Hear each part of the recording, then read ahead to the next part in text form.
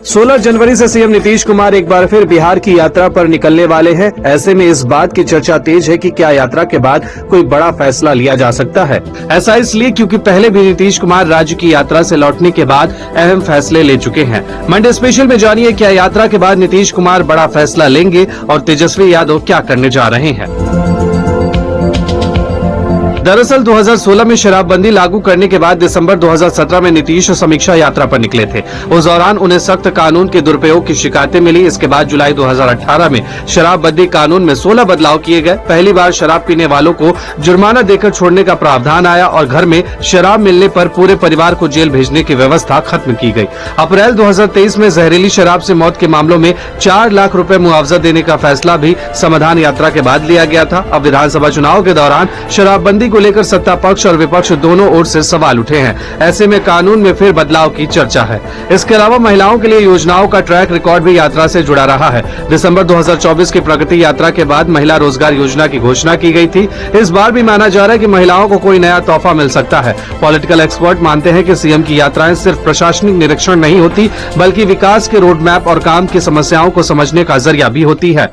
विधानसभा चुनाव के पहले मुख्यमंत्री ने जो विकास यात्रा की थी, उस दौरान विभिन्न जिलों के लिए 50,000 करोड़ रुपए की राशि आवंटित की थी। तो मुख्यमंत्री जो जाएंगे इस बार यात्रा में, उसमें ये देखेंगे कि विकास कार्यों की जमीनी हकीकत का जायजा लेंगे। यदि कहीं पे कोई दिक्कत है या परेशानी है तो मौके पर वो अधिकारियों को निर्देश देंगे, या यात्रा के दौरान अगर कोई फीडबैक मिलेगा, अगर कोई नई योजना शुरू करने की आवश्यकता होगी तो उसके बारे में भी जानकारी लेंगे। इधर विपक्ष के नेता तेजस्वी यादव भी कार्यकर्ता का मनोबल बढ़ाने और संगठन सुधारने के लिए यात्रा करने वाले हैं।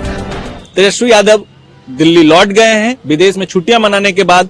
अब वो किसी भी वक्त बिहार आ सकते हैं। बिहार आने के बाद ऐसी सूचना है वो एक बड़ी मीटिंग करेंगे, इसके बाद यात्रा पर निकलेंगे। तेजस्वी की यात्रा को लेकर राजद प्रवक्ता कहते हैं कि तेजस्वी जी जनता और जनता के सवालों पर, जनता के मुद्दे पर जनता के बीच जाने का काम करें। सीएम भी एक यात्रा निकाल रहे हैं।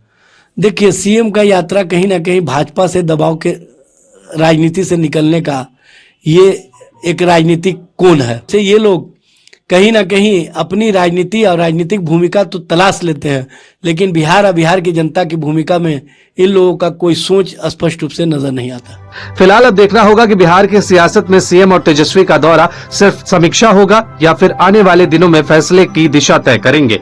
दैनिक भास्कर के लिए पटना से शंभुनाथ की रिपोर्ट।